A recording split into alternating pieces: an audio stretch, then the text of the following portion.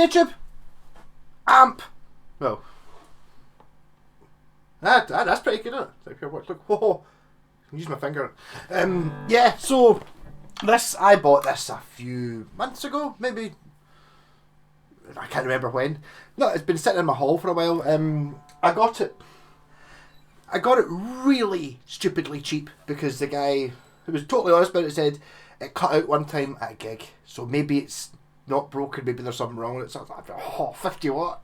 So what we've got is this is a Peavey valveking VK112. 50 watt, 12 inch speaker, gigging amp basically, and I've got it in here. It's like, look at the size of it. It's only just big enough for me to still get those Stratocaster on the wall behind it. Yeah, so what was wrong with it?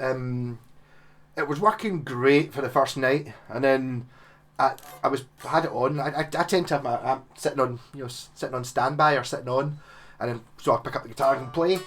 And I said, I've got it, and I came back about 4 o'clock in the afternoon, and then I was playing it all night, and at 11 o'clock at night it started going, nah! I was like, oh.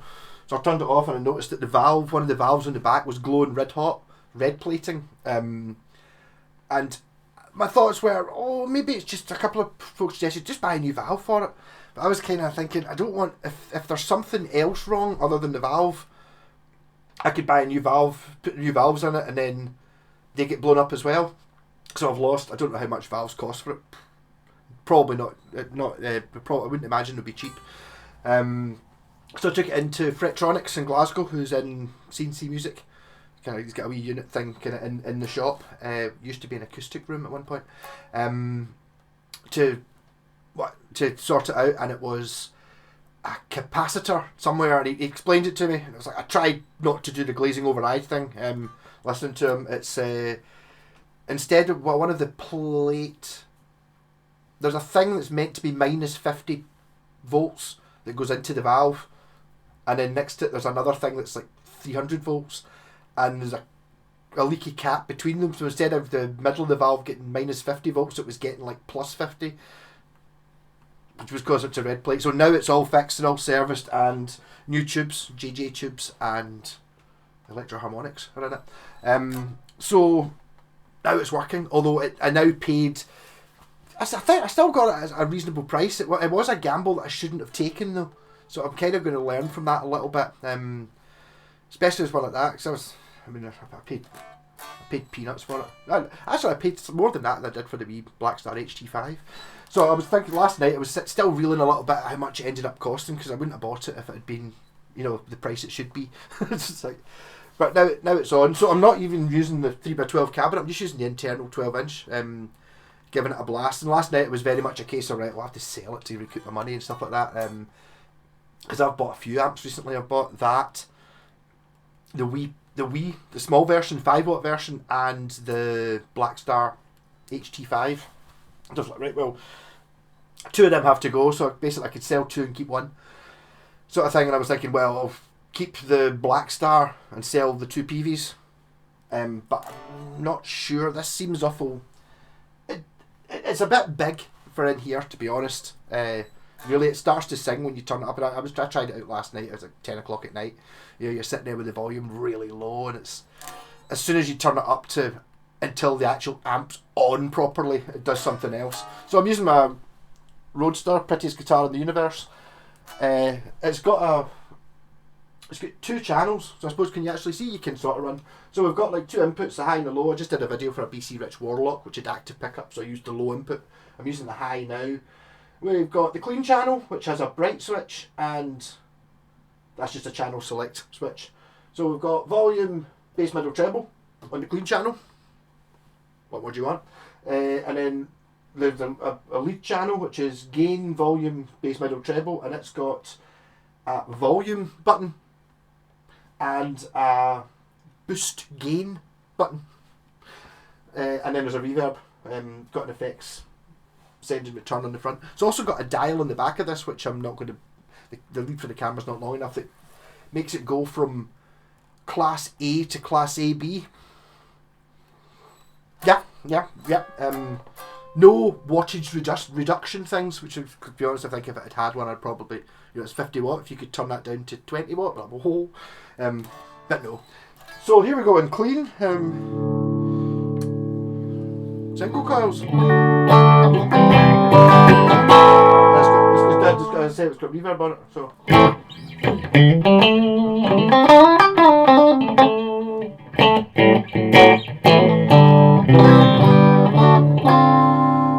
So I will be taking this into the studio to try it out at volume because I think it might be really good, and it's a lovely size for gigging because it's definitely big enough, 50 watt, and it's carryable, and it's got like external speaker cabinets, so if somebody does have a 4x12 you can just go, can I just borrow your 4x12 while I'm at it, but it's definitely big enough just for the one speaker for gigging. There's so much headroom, which I've not been getting with either my wee Laney or the Black Star. The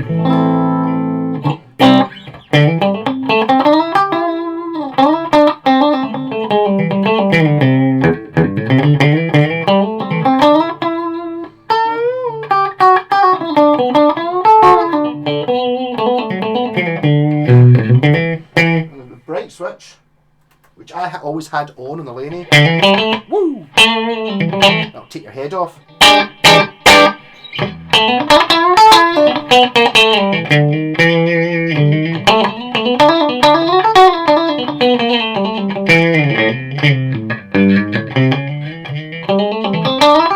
Maybe a little bit too bright with the bright channel on.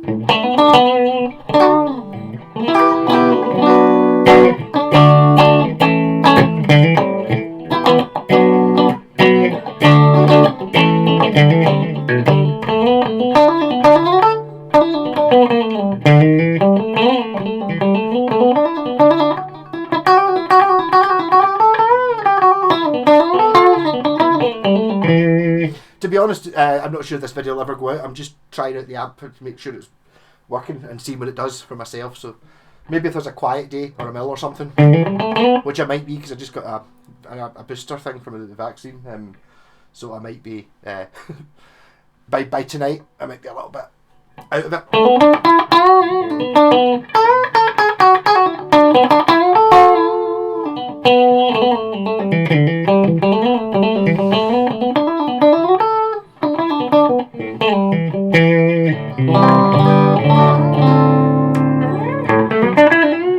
Well, use the tone control on the guitar, really?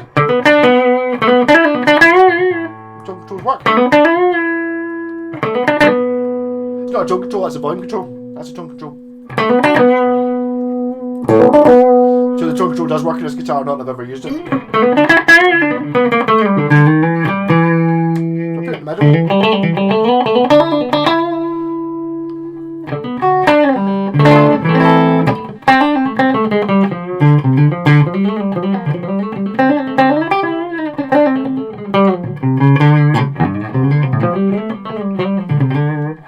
So this actually came with a foot switch, which I didn't think worked because after the amp had it did go on fire, but after I realised there was a problem with it and it got banished to the hall, I tried the foot switch in my Laney and it didn't work. So I thought, I'll probably fix it, there can't be that much in it. But the one that I was using in the Laney doesn't work in this, so I'm wondering if is it like a latching foot switch or something, as opposed to being a non-latching foot switch. So I should probably plug that in and try it out. That's actually quite easy to do, really. Bear with me 2 seconds. I'll just knock some stuff over. I was just there 2 seconds ago, so I reckon. You can sort of see. It was the last. So.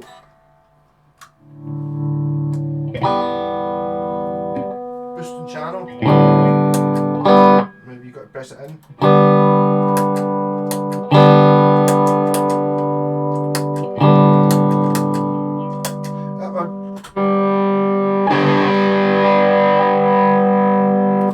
Yeah, so it's possible the foot switch input on it doesn't work. You can actually, from here, you can see how this amazing finish of this guitar. So I'll look into the foot switch and see whether I really need it. To be honest, I don't in here because I like using the loop pedal a lot. I would all the time I'd probably pretty much just be using the clean channel and then using like a distortion pedal, so I can have the rhythm track coming through the clean, and then I can put distortion on top of it. Now there is a distortion channel, but it's just set at what it's set at. I haven't really adjusted it. Bucker.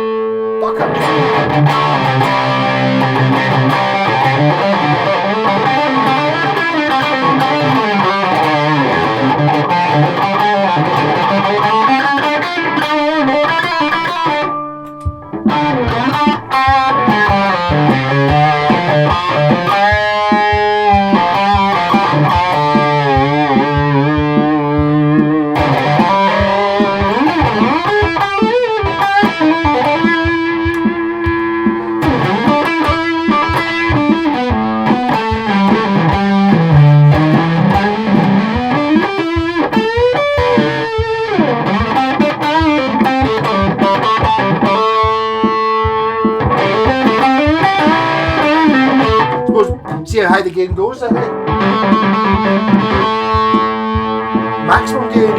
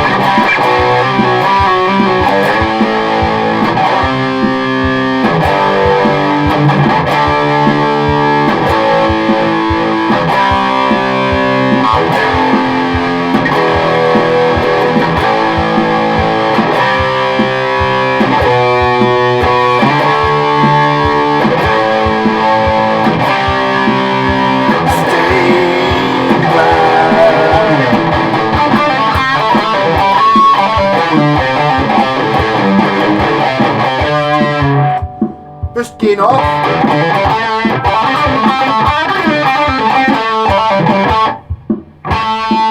And one just called volume, a button.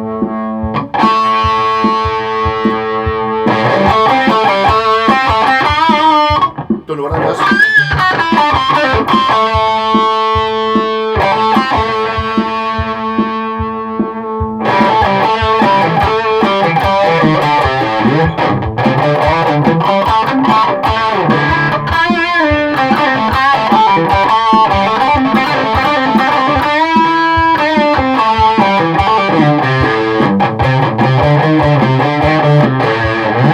And obviously I've got the volume at 1. I mean,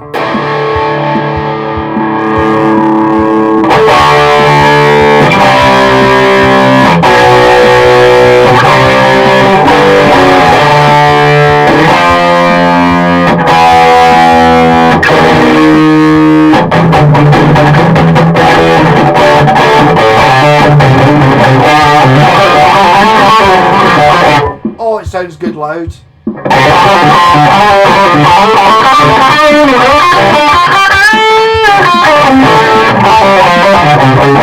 I'm going to say loud, I mean at 2.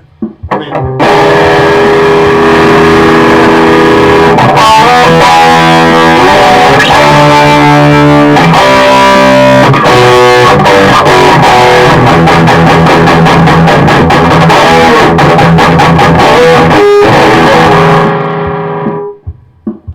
yeah, so it goes very loud, and it's very good sounding when it's loud.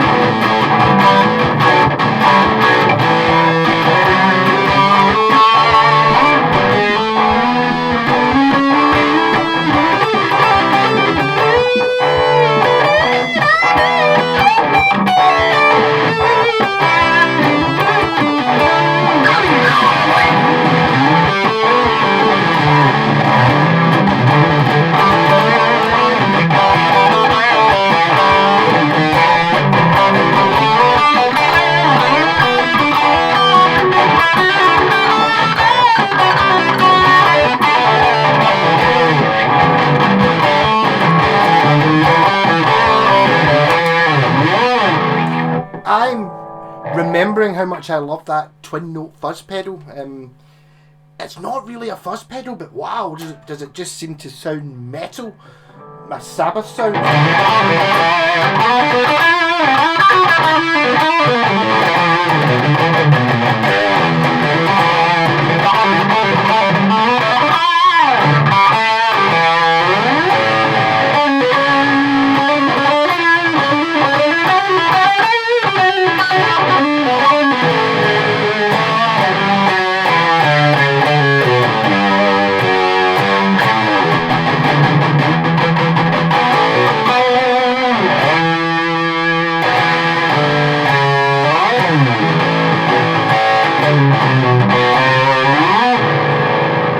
What was the Sabbath song I was humming in the shower this morning?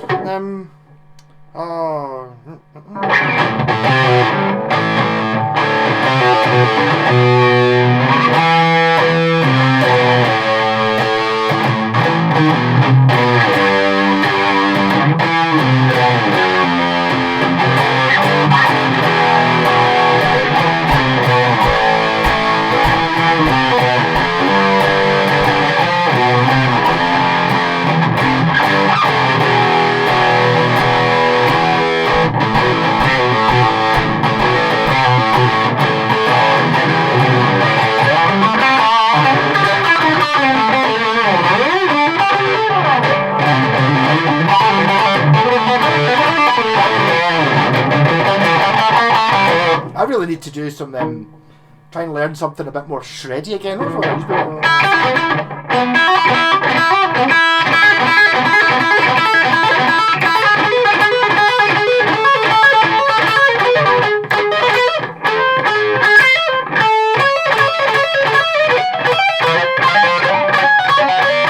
used to be able to play Spaceship One by Paul Gilbert, and that was when I managed to sort of get that, I thought, wow, I'm doing this shitty thing. I really learned anything else. I did try and play Baby Metal the one, but it's far too hard.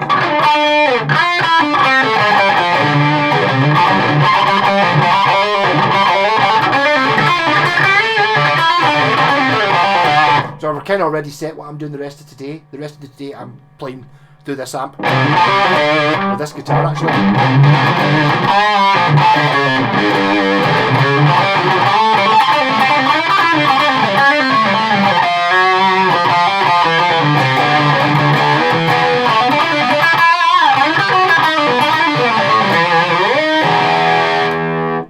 So now I'm kind of at the stage of maybe sell the Black Star instead of this one. Just the idea of I should be gigging the Cranking House quite soon, hopefully, and it's just such a nice size, and it also sounds great, but it's a nice size. With the Softtech's obviously awesome, but it's sitting, you have to take the cabinet and the amp and all that. Whereas this one, you just take that. So here we go. I'm looking forward to trying it out in the studio. I think we're in next week. Hopefully get a good run at rehearsing. And we might have another gig for the Sabbath band actually coming up in Paisley in March. Rocking. So we need to get some serious Sabbath listening to. I was listening to Volume 4. What a fantastic album. If you've not heard Black Sabbath Volume 4, it's just, I don't know, does it get any of the hits on it? Snowblind's on it. That might be about it, like the ones that everyone knows, but the rest of the album, the whole album is great, apart from which I used to like, Changes, until Ozzy Osbourne did that version with his daughter, which was awful. And the whole album, it's not my favourite Sabbath album, pretty much because it's got a song called Effects on it, FX, and it's just, it sounds like someone just messing about with a delay pedal. It's kind of dunk, dunk, dunk, dunk, dunk.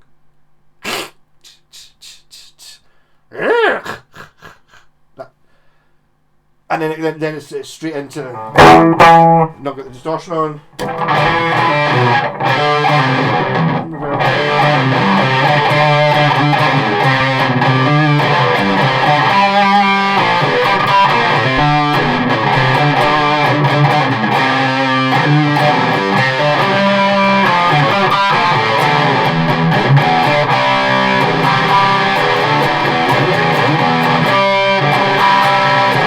I wanna reach out and touch the sky.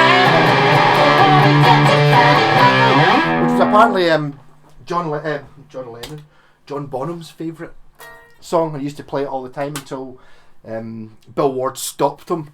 They were pals. Both Sabbath and Zeppelin were both from Birmingham, and they knew each other before any of them were in bands.